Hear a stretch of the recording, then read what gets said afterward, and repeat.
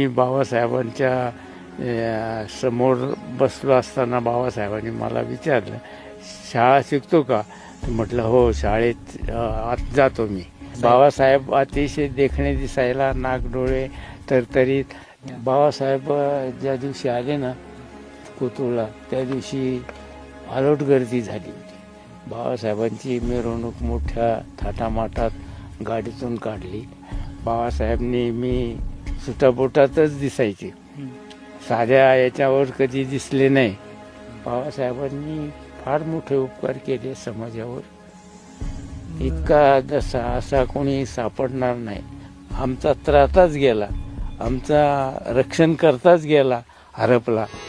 7 कोटीचा प्रकाश गेला, झाली जीवाची लाही. भीमा पाठी या जगात आता वाली उरलेला नाही.